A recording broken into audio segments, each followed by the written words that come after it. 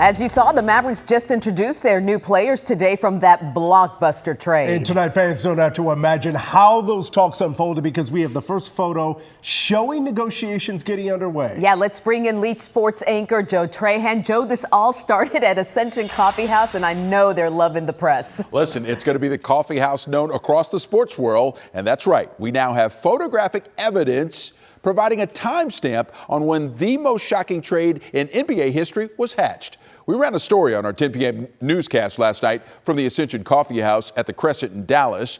That's the location where Mavs GM Nico Harrison first broached the idea of trading Luka Doncic. A viewer saw the story and shared this photo. And there you see Harrison and Lakers GM Rob Pelinka huddling at Ascension, having their first meeting to construct the Luka trade. We confirmed the metadata of the photo from the viewer. He said he's from the West Coast and recognized Pelinka. This photo was taken at 12:06 p.m. on January 7th. Now, that will be recognized as around the time the wheels started turning on the trade that shook the sports world and saddened Maverick fans.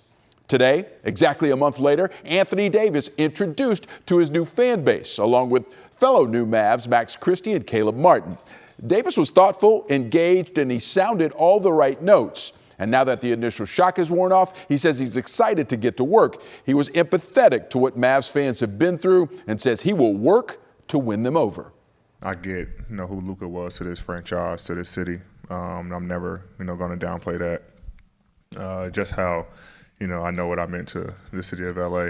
So I'm not surprised by, the fans' reaction and the city's reaction, but it's my job to come in, play basketball, and do what I'm supposed to do, and give the fans hope and reassurance on why, Nico brought me here.